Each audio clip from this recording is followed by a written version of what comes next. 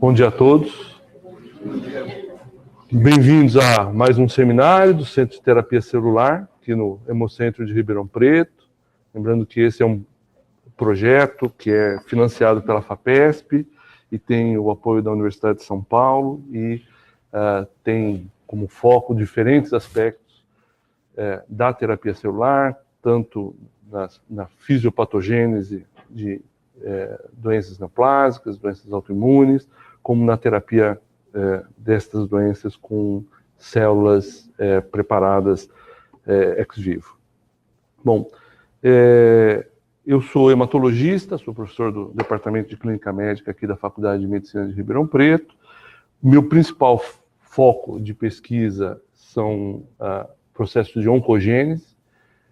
Eu trabalho, em particular, com modelos de leucemias agudas, mas hoje eu vou falar para vocês de uma área nova, é uma área que tem aumentado o interesse não só no nosso centro, mas também tem havido um grande número de estudos, do ponto de vista internacional, indicando o papel do microambiente na progressão tumoral. E, em particular, eu vou estar falando aqui de uma célula, que são os macrófagos associados ao tumor. Bom, acho que a primeira noção básica que a gente tem que ter é que, desde o início da formação do tumor, você tem a presença de células do hospedeiro. E que essas células não estão ali por acaso. Elas participam do processo dentro de um balanço tanto de atividades antitumorais como atividades pró-tumorais.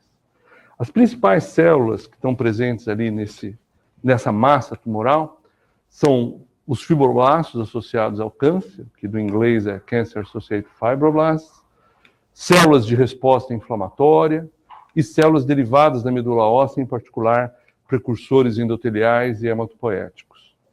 A origem dessas células é variável.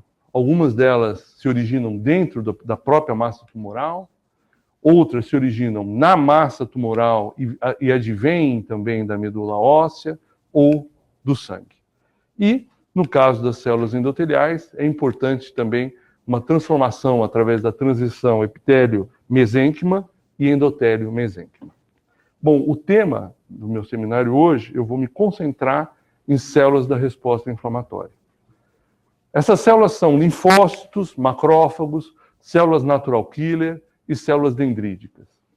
E o processo em que elas estão envolvidas na tumorigênese tem a ver com a inflamação crônica. A inflamação crônica é considerada como um dos hallmarks, né, um dos estágios fundamentais, uma das marcas do processo do câncer. Células que estão muito bem definidas, que estão envolvidas nesse processo de inflamação crônica, incluem linfócitos T17 positivos, CD4 positivos, macrófagos, não são qualquer macrófagos, são os macrófagos associados a tumor, daqui para frente vamos estar denominando de TAM, neutrófilos associados ao tumor, ou NATAM, células NKT do tipo 2 e mastócitos. E como essa inflamação crônica contribui para o processo de angiogênese? Através de liberação de citocinas, de fatores de crescimento, de protease, em particular metaloproteases, que são capazes de digerir a membrana basal do tecido, e a liberação de fatores angiogênicos. No seu conjunto, elas participam do próprio processo de estímulo da célula tumoral, então, portanto, existe uma alça, onde a célula tumoral estimula o microambiente estimula a célula tumoral, na formação de novos vasos, no processo de angiogênese, e mesmo no processo de invasão tumoral, ou seja, no processo que vai dar origem às metástases. Afunilando um pouquinho mais o nosso tema, nós vamos estar falando dessas células, dos macrófagos associados ao tumor.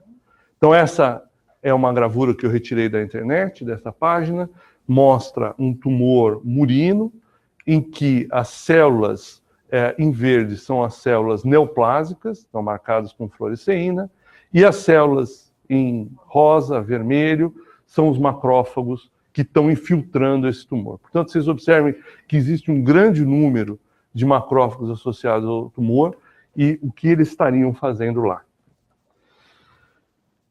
Os macrófagos em si, de modo geral, não só os associados ao tumor, eles não são uma população celular homogênea, certo? Já se sabia há muito tempo que o interferon gama, algumas citocinas, produtos microbianos como o LPS ativam macrófagos, tá certo? E, pela chamada via clássica, faz com que eles tenham um fenótipo funcional que foi denominado de M1. Mais recentemente, se viu que um outro grupo de citocinas, em particular a interleucina 10, interleucina 13, interleucina 4, ativam o macrófago por uma via alternativa, com um perfil diferente, tanto funcional quanto gênico e fenotípico. E esses macrófagos passaram a ser chamados de M2. E, naturalmente, por exclusão, aqueles que não estavam ativados passaram a ser chamados de M0. Okay? Enquanto as funções clássicas, fagocíticas do macrófago são exercidas fundamentalmente pelo macrófago do tipo M1, o M2 parece ser um macrófago que favorece a imunossupressão. Então, são dois macrófagos, quer dizer, são duas subpopulações de macrófagos que têm funções opostas. E isso a gente vê entre diferentes características, né?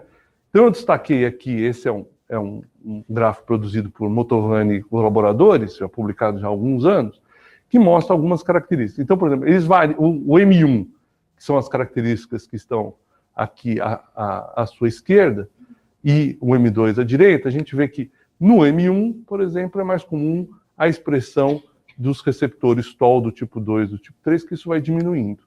E, por outro lado, no M2 existem alguns marcadores não totalmente específicos, mas bastante sugestivos, como o CD163 e o receptor de classe 3 do UFC, receptor do UFC da imunoglobulina, que é identificado pelo CD23. Vejo que nas citocinas, o perfil de citocinas reflete muito bem a função diferente entre esses dois grupos. Enquanto no M2, por exemplo, nós temos um receptor decoy da interleucina 1 e um receptor, o receptor RA da interleucina 1, que basicamente são receptores que diminuem a resposta à interleucina 2, portanto são receptores que desfavorecem a resposta do tipo L1. Do outro lado, no macrófago 1, a gente tem uma resposta à interleucina 1 muito importante, ao TNF-alfa também muito importante, lógico, e como esperado, ao interferon, porque esse é o indutor do M1. E nas citocinas, nós também temos um perfil diferente, onde eu vou destacar aqui o CCL2, tá certo? Que ele é um importante quimiotático para os macrófagos irem para a massa tumoral. E por último, também uma diferença metabólica.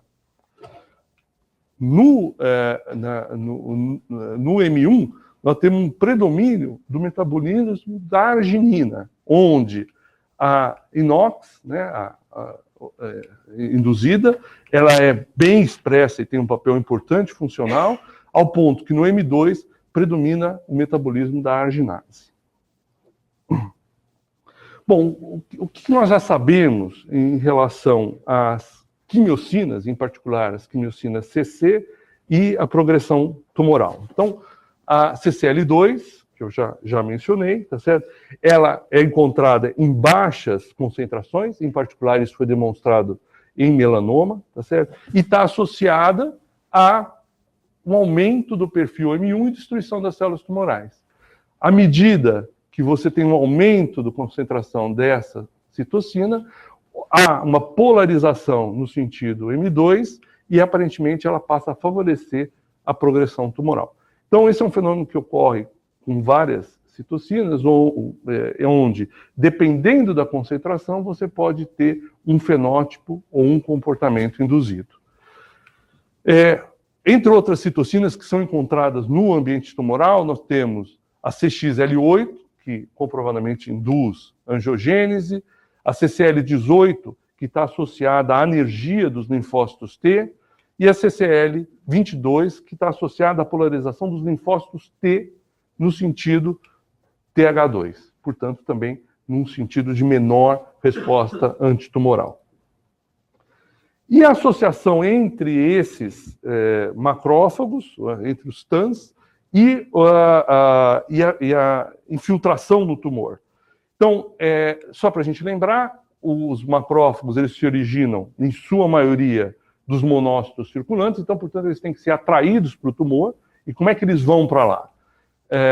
As células do próprio estroma tumoral e, em alguns casos, células tumorais em si, secretam fatores como o VEGF e o MCSF, que atraem os monócitos, então, para infiltrar a massa tumoral.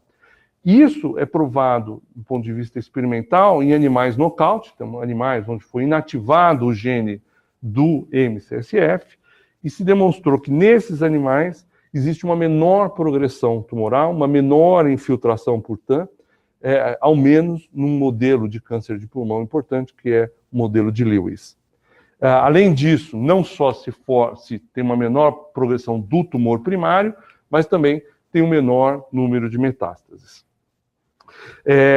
Existe a possibilidade, embora isso não pareça ser verdadeiro para todos os tumores, de uma origem intratumoral dessas células. Tá certo? Então, a baixa expressão, por exemplo, do receptor do CC2 em tumor de ovário inibe a transição entre monócito e macrófago, sugerindo a formação local desses tumores associados, macrófagos associados a tumor.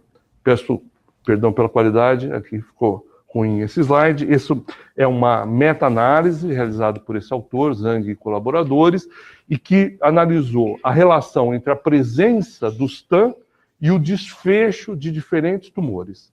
Então, aqui ele lista estudos clínicos em que foi avaliado a infiltração por TAN do ponto de vista de histopatologia, e se isso estava associado a um pior prognóstico, à sua direita, ou a um melhor prognóstico, à sua esquerda. E vejam que, de maneira geral, embora os estudos não sejam homogêneos, o resultado dessa meta-análise é que a presença de macrófagos associados a tumor no tecido tumoral está associado a um pior prognóstico.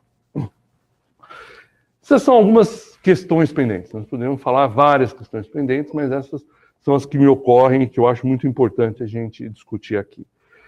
Então, nós não sabemos, por exemplo, o que determina a maior ou a menor infiltração do tumor por macrófagos. Eu falei que existe, com certeza, um papel das citocinas, mas isso não parece ser o único fator. E, além do mais, que fatores, por sua vez, determinam a menor ou a maior expressão desta ou daquela citocina.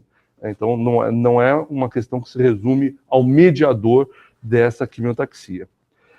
Que fatores que determinam a polarização da célula macrofágica no sentido M1 ou M2. Nós sabemos os fatores clássicos, muitos deles foram determinados in vitro, e é muito importante que a gente determinasse isso in vivo e em diferentes situações que reflitam as práticas clínicas, as situações clínicas, né? Existe muito pouca informação sobre TAN em neoplasias hematológicas, não há por que elas serem diferentes, uma vez que na medula óssea nós temos os precursores monocíticos, tá certo? Não sabemos exatamente se o papel do TAN muda ao longo da tumorigênese. A gente sabe que o papel das citocinas, de algumas citocinas, a gente já sabe que muda ao longo da tumorigênese, mas nós não sabemos exatamente o que acontece com os macrófagos propriamente dito. E, lógico, se isso pode ser explorado do ponto de vista terapêutico. Então, a pergunta que eu vou tratar aqui nesse estudo, que nós desenvolvemos aí nos últimos 2 anos, 1 ano e meio, 2 anos, é se o estado pós-sepse interfere na progressão tumoral, aumentando ou diminuindo a infiltração por TAN, se ele também pode interferir na polarização dos macrófagos no sentido M2, e se isso for realmente o caso, a nossa hipótese estiver correta, se seria possível inibir esse processo e qual seria o efeito desse processo na progressão tumoral. Para abordar, antes disso, por que o estado pós-sepsis, né? Então, esse é uma curva de sobrevida do tipo Kaplan-Meier. Então, aqui no eixo X nós temos o tempo e no eixo Y a sobrevida cumulativa. E aí estão comparadas 2 populações. A população de pacientes que não sofreram sepsis na curva tracejada, e a população de sobreviventes à sepse. E vocês observem que para indivíduos da mesma idade, nós vemos que os sobreviventes da sepse morrem mais precocemente e têm um prognóstico pior. Quer dizer, isso não é o prognóstico da sepsis, ok? Nós sabemos que aproximadamente metade dos pacientes que sofrem sepsis vão sobreviver. Esses sobreviventes que já resolveram seu processo infeccioso, que já resolveram suas complicações, como é a vida deles a longo prazo? E nós vemos, por esse estudo populacional, que não é um bom prognóstico. Uma das questões envolvidas nesse estado pós-sepsis é a imunossupressão. Então, existem vários estudos demonstrando que o estado pós-sepsis é um estado de imunossupressão. Muitas dessas contribuições foram feitas pelo laboratório do professor Fernando Cunha aqui nessa faculdade. Esse é um estudo por Cavazzani e colaboradores, em que, usando um modelo animal de sepsis, de sobreviventes de sepsis, ela analisou a infiltração, o tamanho do tumor e a infiltração do tumor por células T regulatórias. E demonstrou que havia um maior aumento de células T regulatórias e um tamanho tumoral maior nos sobreviventes à sepsis. Para analisar a pergunta aqui da influência da pós-sepse nos macrófagos associados a tumor, nós adaptamos um modelo que foi desenvolvido pelo professor Fernando Cunha, no laboratório do professor Fernando Cunha, no qual nós fazemos a ligadura e perfuração do seco, certo? Então, com isso, há um extravasamento de conteúdo fecal no peritônio e esses animais têm uma septicemia. Eles são tratados com um antibiótico de largo espectro, o ertapenem, certo? E por um período, por um período de 3 dias, e nós, na verdade, estamos interessados nos animais que sobrevivem a esse processo. Aqui simplesmente mostrando, então, a curva de sobrevida, né? Então, se esses animais não receberem tratamento, forem tratados só com salina, todos eles morrem entre 3 e 6 dias, enquanto os que recebem tratamento com o antibiótico, metade deles sobrevive e tem uma sobrevida bastante longa. É essa população que nós vamos estar analisando. E nós já sabemos que essa população é imunossuprimida. Também por um trabalho, nesse caso do professor José Carlos Faria, do grupo do professor Fernando Cunha, mostrando que a suscetibilidade desses animais à infecção por legionela é maior e a mortalidade associada a essa infecção por legionela também é maior. Mas isso é só para ilustrar o modelo que nós adaptamos para o nosso interesse aqui, que era a progressão tumoral. E nós vamos estar falando agora de melanoma e estamos utilizando uma célula que é do melanoma murino, que é o B16, em que expressa a luciferase, tá certo? Então, o que nós fizemos? Nós utilizamos um modelo de ligadura do seco, sobreviventes, e após vários dias, 21, vocês vão ver que isso foi feito de várias maneiras, nós injetamos as células do melanoma e acompanhamos esses animais. Lógico que como nós estamos montando esse modelo, nós testamos diferentes doses de inóculo tumoral para saber qual é porque se nós injetarmos muitas células, talvez você perca a maneira de acompanhar. Se você injetar muito poucas células, pode ser que você não tenha enxertia, ok?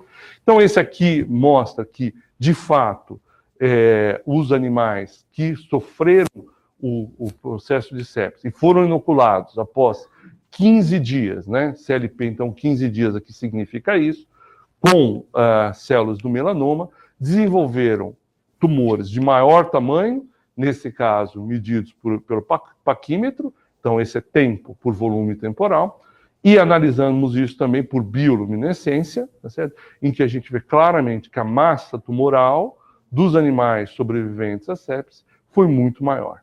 Okay? Isso é uma ilustração com 10 mil células, mas esse processo se repetiu tanto para 10, 30 ou 100 mil células. Além desses tumores serem maiores, esses animais, naturalmente, sobreviveram menos. Então, onde fica mais evidente isso, então, aqui na curva representado por círculo, são os animais que simplesmente são sobreviventes da sepse e não foram inoculados com tumor. Esses aqui são aqueles que não sofreram processo de ligadura do septo, portanto, não sofreram sepse e foram injetados com melanoma. E aqui, os que foram sobreviventes à sepse e foram inoculados com melanoma. E nós vemos claramente que esses são os animais que morrem mais precocemente e em maior quantidade. Isso é válido para os três volumes de inóculo. Mas é muito mais claro com 30 mil células e por isso nós, em muitos outros experimentos aqui, nós vamos adotar essa quantidade de inóculo. Além disso, a enxertia do tumor foi mais frequente nos animais que sofreram sepse. Então aqui nós temos quantos de todos os animais que eu injetei, quantos desenvolveram tumor. E a gente vê que nós não detecta muita diferença quando o inóculo tumoral é muito alto, se você inocula muito, todo mundo vai enxertar, mas quando a gente usa um inóculo menor, de 10 mil células, a gente vê que tem uma diferença. Ó, 8 dos 20 animais controles selvagens desenvolveram tumor, ao passo que 16 dos 20 animais que sofreram septicemia desenvolveram a enxertia do tumor, e isso é significativo. Certo? Uma questão é, bom, mas eu estou analisando animais que sofreram sepse e foram inoculados com tumor após 15 dias. Então, criou essa dúvida, seria isso muito precoce? Será que nós ainda estamos vendo modificações que foram induzidas sepsis e não estamos vendo um fenômeno duradouro? Então, nós desenvolvemos a mesma metodologia para animais que foram injetados 30 dias após a sepse e 60 dias após a sepse. E os resultados se reproduzem. Maiores tumores, menores sobrevida. Então, portanto, o efeito imunossupressor pós-sepse, ele é duradouro. Tá? E quanto às metástases? Bom, o número de animais que tinham desenvolvido metástase nos diferentes órgãos, então aqui nós temos tanto o pulmão dentro dos vasos, como no pulmão invadindo o parênquima, fígado, cérebro, linfonodos, e analisando todos ao mesmo tempo, nós não detectamos nenhuma diferença no número de animais que tinham tinham metástases nesses órgãos. Porém, quando a gente analisou o número de focos metastáticos nesses animais, ou seja, então aqui nós temos a formação de uma massa tumoral, de um foco tumoral no pulmão, a gente viu que o número de focos era muito maior nos animais sobreviventes à sepse. Bom, mas será que isso é um efeito que a gente observa exclusivamente dependente do tumor primário, ou também esse foco metastático tem uma evolução diferente nos animais? Então, nós modificamos um pouco o nosso modelo, no sentido, fazíamos a sepse, injetávamos no D15 as células B16 e no D14 nós retirávamos o tumor primário. Então, quer dizer, o animal, se ele fosse morrer, ele morreria da metástase e não do tumor primário. E o que a gente vê é a mesma coisa. A sobrevida dos animais pós-sepse, representada aqui nessa cor marrom, foi mais curta do que dos animais selvagens. E o volume dessas metástases? Então, isso a gente fez através de um modelo mais simples, em que a gente injetava endovenosa, o inóculo tumoral, e analisava os pulmões após 18 dias. E testamos isso tanto no número de focos, como por bioluminescência no pulmão. Isso aqui são pulmão dos animais que foi retirado, e vocês observem, então, que a massa das metástases era muito maior nos animais sobreviventes à sepse. Bom, mas a pergunta central aqui é os macrófagos associados ao tumor. Algum desses efeitos estão associados a mudanças nos macrófagos associados ao tumor? Então, nós utilizamos um marcador por citometria de fluxo, que é o F4/80, que é um marcador de macrófago. E dentro desse marcador de macrófago, nós utilizamos dois outros marcadores, que é o CD206, certo? E mais para frente vai aparecer o outro marcador, que aí sim é um marcador mais específico para os macrófagos associados a tumor. E naqueles animais que foram injetados com 30 mil células, nós vimos que a presença dos TANs era muito maior nos animais sobreviventes à sepse do que nos animais controles. E isso a gente vê tanto para os animais que sofreram sepse e foram inoculados com tumor após 15 dias, mas isso também se reproduziu em animais aos 30 e aos 60 dias. Nós testamos isso por mais de um método, tá certo? Então, além da citometria de fluxo, nós também fizemos a mesma marcação aqui por imunofluorescência. Espero que vocês consigam ver aqui, mas as células tumorais, vocês podem identificar porque isso é um corte do tumor. Então, as células aqui, os núcleos estão marcados por DAP, e os macrófagos estão marcados com F480, e a gente vê que tem muito mais marcação no grupo, no grupo que sofreu sobrevivente à sepse do que no grupo naive. Então, nós temos aqui isso, é a contagem desse experimento. Bom, mas será que isso, então, é um fenômeno autóctone ou nós podemos transferir isso para um animal receptor? Era a próxima pergunta.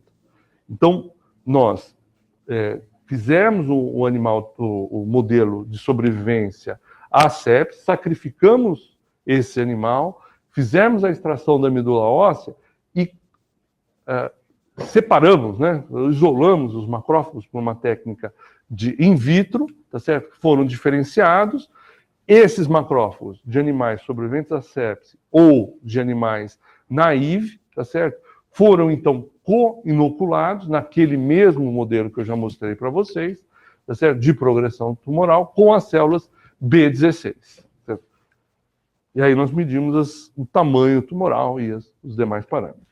E aqueles inóculos que possuíam células macrofágicas originadas de sobreviventes à sepse produziram tumores de maior volume quando implantados no receptor, aqui indicado pelos círculos preenchidos, certo? E também pela leitura de bioluminescência, indicando que essa massa tumoral realmente era maior. Portanto, essa era um modelo onde eu poderia transferir essa característica do doador para o receptor.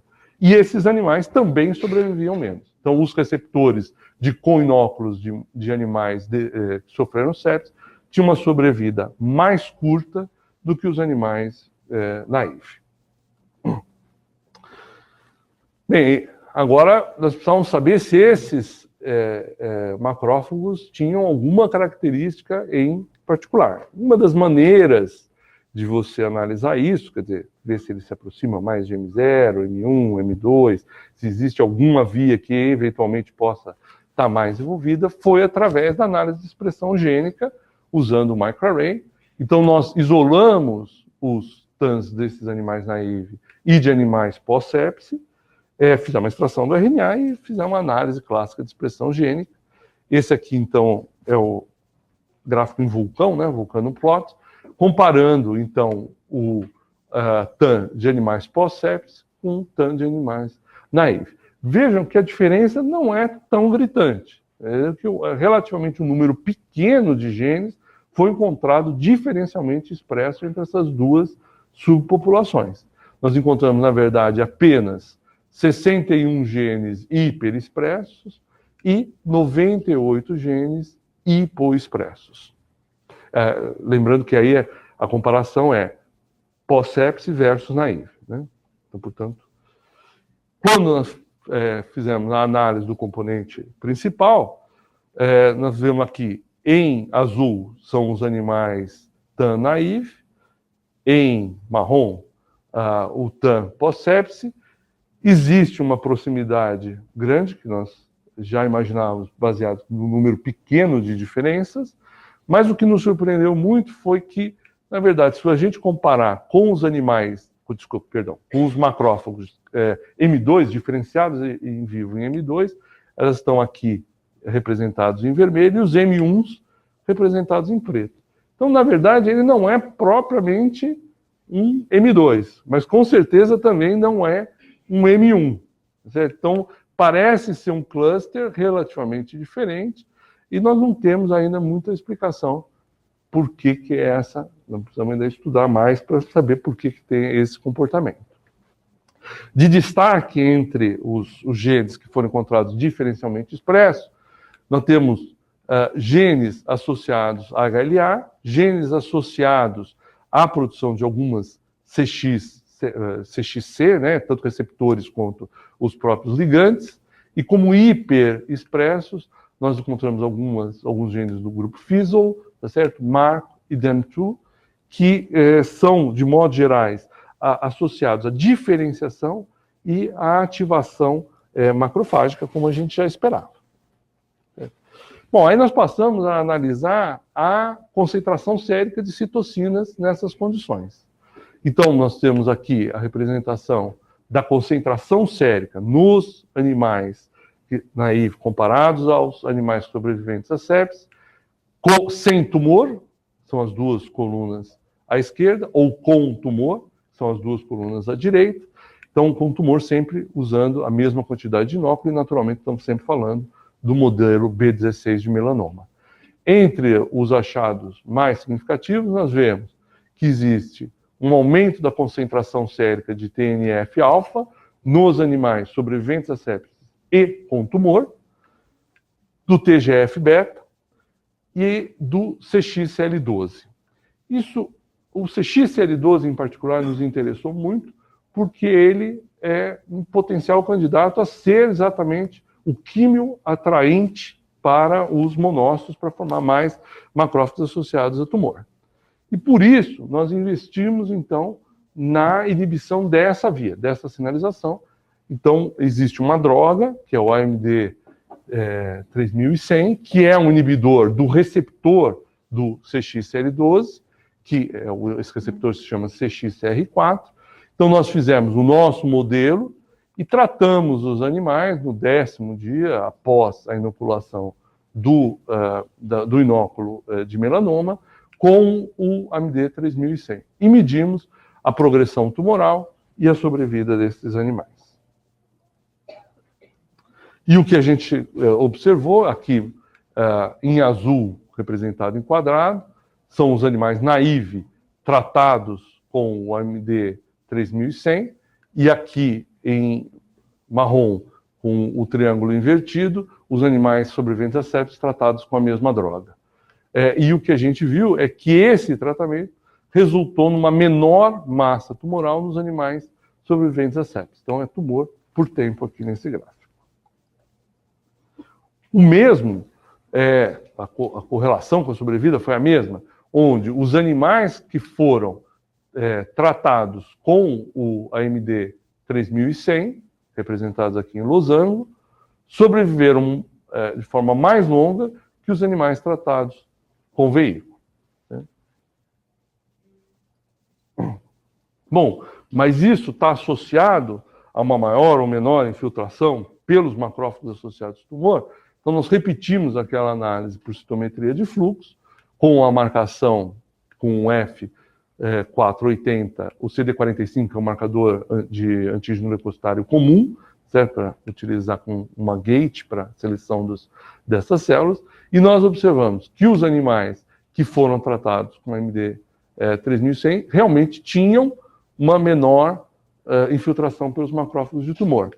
Vamos falar assim, bom, mas será que isso é porque essas células expressavam menos o receptor? Será que então é um bias que eu tenho? Então nós também medimos a expressão do receptor, que é o CXCR4, e não vimos diferença nenhuma. Portanto, isso não deriva de uma menor expressão do receptor, mas sim é um efeito direto da inibição da via do CXCR4.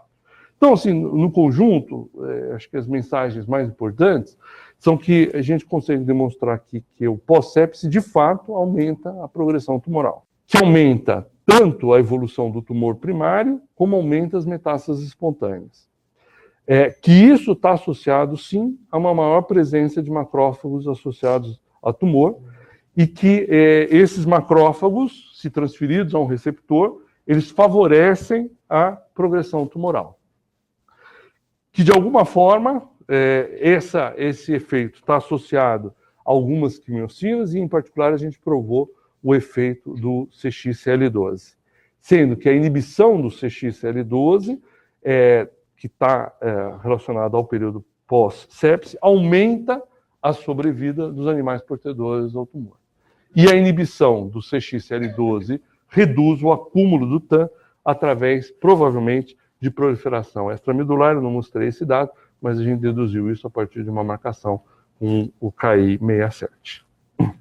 Bom, eu gostaria de agradecer em particular ao José Maurício Correia Mota, que é um orientado de doutorado meu, que foi quem fez a maior parte desses experimentos, ao pessoal do meu laboratório, ao professor Fernando Cunha e em parte, ao Zé Carlos, do Laboratório de Inflamação e Dor da Faculdade de Medicina de Ribeirão Preto, ao professor Ruta Nuschmer, que foi quem realizou as análises de bioinformática daqueles dados que eu mostrei para vocês sobre expressão gênica, ao Lucas, do Laboratório de Transferência Gênica e do AIDS, e ao patologista, que é o Florencio Figueiredo, da Universidade de Brasília.